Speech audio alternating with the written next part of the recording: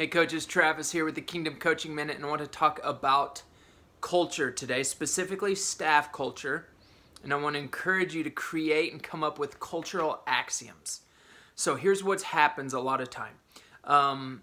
There's a culture on a staff, but the only way you find out about the culture is by like a trial and error. The head coach, the leader, has some definite things that are important to him. And maybe you've been on a staff, maybe you're an assistant coach and you've been on this staff and worked for this leader, for this head coach for quite a while.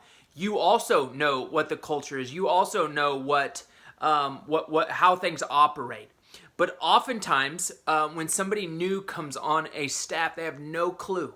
And so you can do one of two things. You can either over the next year or two, have that guy just figure it out on his own through trial and error, through maybe, saying something or doing something that goes against culture, even though the assistant didn't know that was going against culture. Or B, you can have some cultural axioms.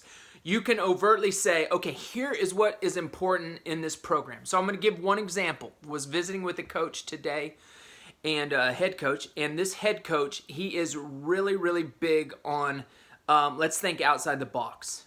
Let's constantly push the envelope. Don't ever say that's how we've always done it.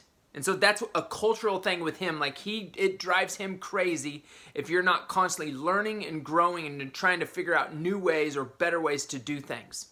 And so he needs to have a cultural axiom, which he does, by the way, that just overtly says, here's the thing. You have to be a learner if you're going to work here, because I'm going to challenge, I'm going to push, I want you to get better, I want you to think outside the box. And so all his assistants know up front, this is the culture here. So that's one example.